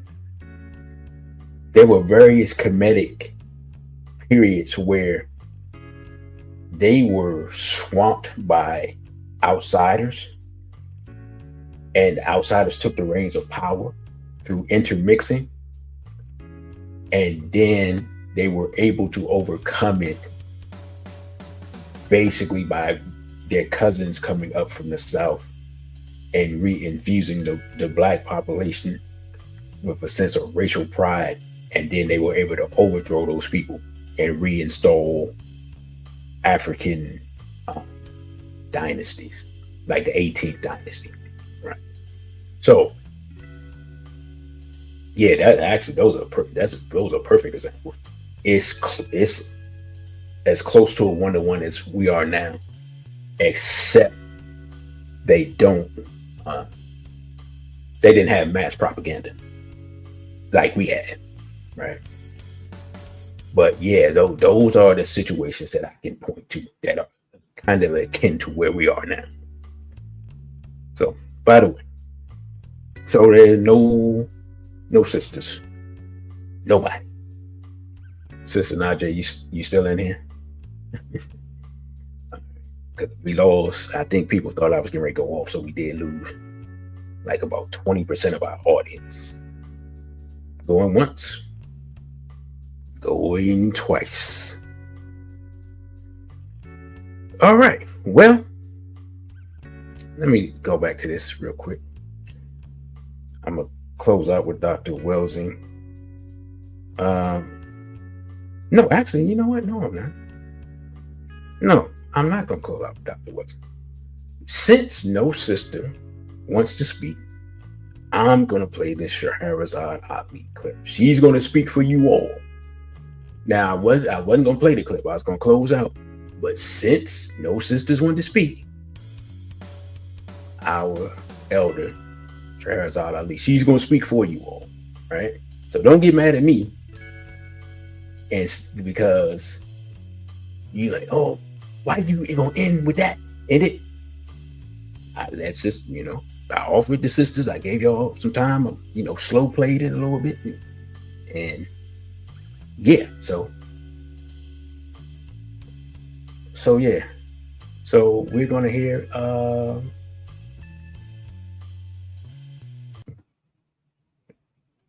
Miss Shahrazad Ali, our mama. We have studied that, and we have made up and came up with requirements that the white people have set for us for our man. And if he cannot come up to those requirements, then we have decided that he is impotent and unable to be our man because he's disqualified, because he does not qualify by the standards that the white people have set up. We think a good, successful relationship is one where everything goes our way. The first time it stops going our way, then we got a serious problem. We want our man to do everything we tell him to do, but we don't want to do anything he tells us to do.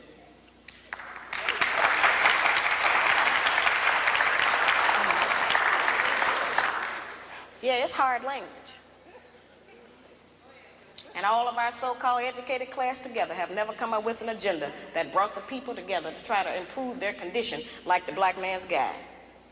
Not a one of them have ever had a program that got all of the black people talking, got all of them out. Made everybody decide to make a comment, whether they wanted to or not. People are compelled to testify all over the country. I can't walk the street.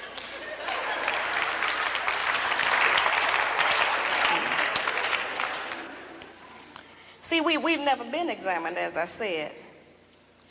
In the breakdown of every relationship, each party in the relationship shares 1/2 the responsibility. That's 50% of the responsibility. So yes, the black man is 50% responsible for the breakdown of our relationships. And we are the other 50% half responsible for the breakdown of our relationships. And I ask black women, if you do not want to accept 50% of the responsibility, what percentage do you accept, and how does that behavior manifest? And I guarantee you it's already in my book. Because this lists the things that we do. We've just never seen it in print. We've never had it out front. We've never been busted. But now we have the equality we've been crying for. They're busted and so are we.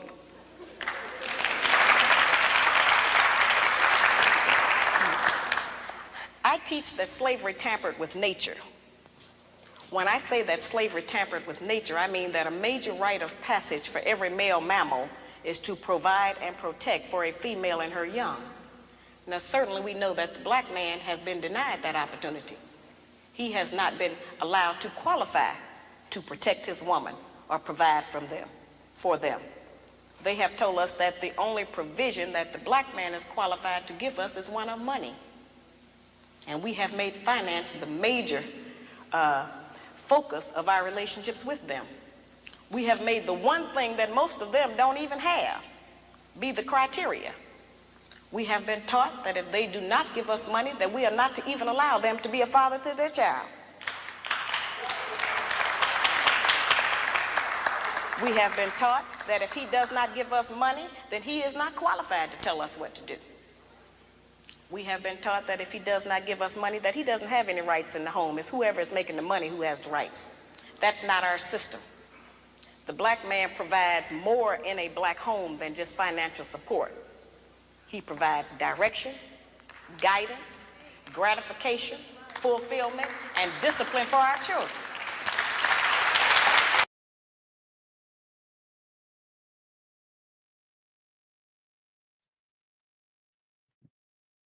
That was our sister, our mama, Mama Scheherazade Ali. And I saw recently that she's retired from speaking, so we'll have to go with the wisdom that she put before us. And I was young when I first heard her, and I was shocked by some of the things she said. And there were some things I agreed with, some things I disagreed with. 30 years later, there's some things I agree with and some things I disagree with. But I found that clip to be poignant of her speaking to the sisters, because realistically, it sounded like she could have been talking last week. And that clip is some 30 years old. The 50-50 discussions is basically, she was talking about with the money issues. Women talking about, women keeping the children away from the father and all that stuff. Like, this is stuff that's still going on. It's been 30 years. And we're still having these discussions, and no one even goes back to look at this stuff and say, oh, okay, they already did the analysis. Let's see if they left us any solutions. What you mean, Brother Jimmy? You asking, do I disagree with the polygamy part? As I've said before, I don't disagree with polygamy in principle. It's just to implement how do we implement it and how do we regulate it? That's my issue. Because it's been a staple of our societies in times of crises. For example, the time that we're in, if a brother can, all right, let's just do a hypothetical on polygamy, and then we'll close it. Because since I played Mama Scheherazade, everybody done left. But let's do a hypothetical. Let's say you got a brother and he has a child, but he's not with the child's mother for whatever reason. And he gets with a sister and she has 2 children. And they come together. And then she knows another sister who has a son. And they're friends and they get along, and the other sister's looking for a man to be in her son's life, right? She understands the importance of that. And let's say, okay, the brother's working. one of the sisters is not working, but the third sister works. Or both of them have some type of skill where they can work from home, let's say. So the women are at home with the children, the brother's working. A system like that where you have 3 people who can put 3 incomes into the pot, and they live in a house.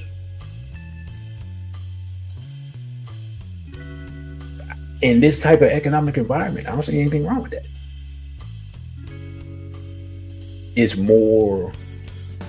It's easier for them to do that than it is for them to each attempt to survive individually, especially in a time where Trump could roll back everything. Like he could just destroy the social safety net, because the people around him, that's what they wanted. Because they believe that the reason they want to destroy it is because they believe that it benefits black people, and black people don't deserve anything. So we may get to those situations where we have to do that. As a man, would you rather work 2 jobs and be alone, or work 1 job and have to deal with 2 women? Now, some brothers are gonna be like, I'll take A. Okay. But some brothers like, I haven't found 1 woman that's agreeable. You trying to double the issue? Come on now.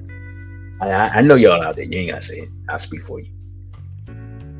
So I don't have problems with polygamy. It's just that we tend to be an unserious people. So something like that is serious, right?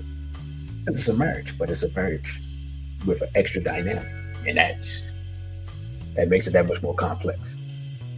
She, as far as what I disagree with, she said some things about,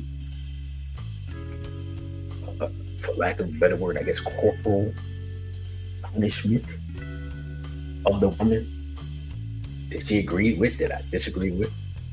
That just opens up a Pandora's box, and I don't agree with that.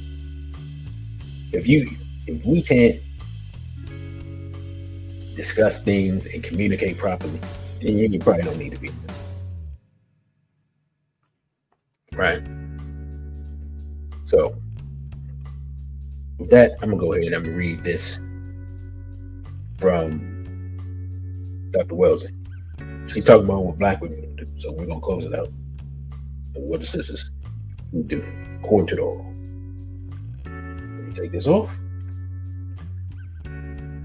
Now it says, what must we as black women do? It is my conviction that the African proverb, the hand that rocks the cradle rules a nation and its destiny, is true. Black women are the mothers and thus the first teachers of black females and males alike.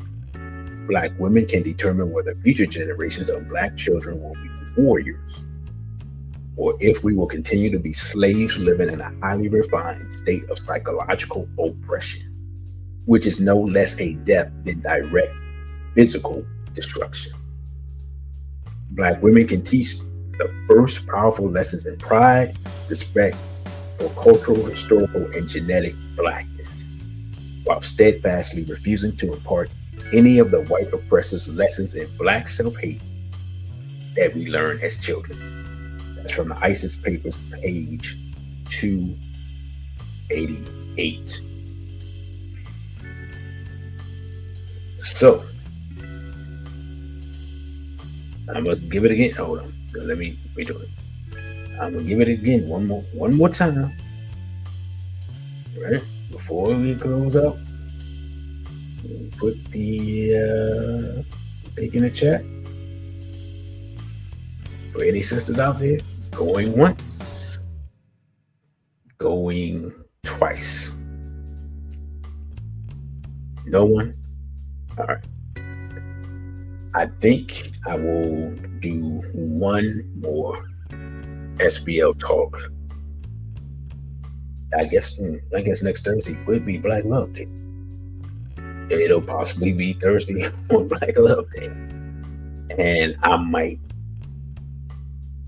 try to I don't know, I might try to invite some sisters. I might have a panel. I don't know. I'll see. And then that'll be the last one probably for the month.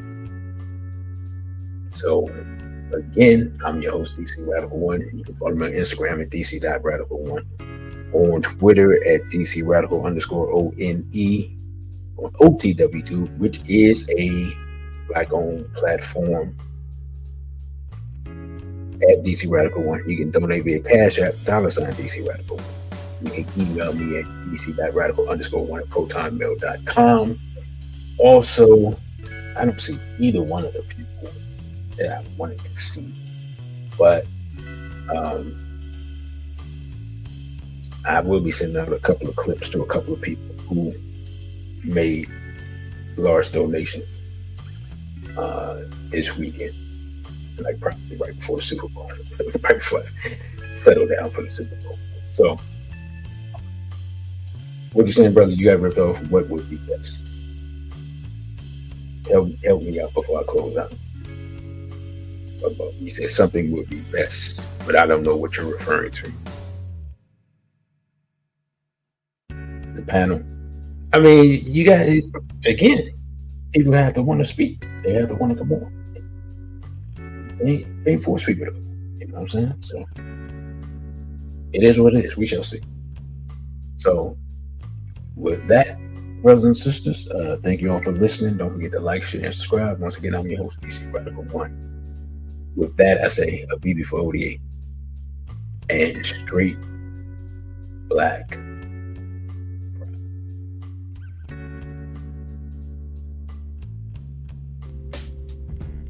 Thank you for watching this video. Don't forget to like, share, and subscribe. Also follow us on our other social media platforms. On Instagram, we're at dc.radical1. On Twitter, we're at dc_radical_ONE. And the Cash App is $DC Radical1. Again, thank you for subscribing.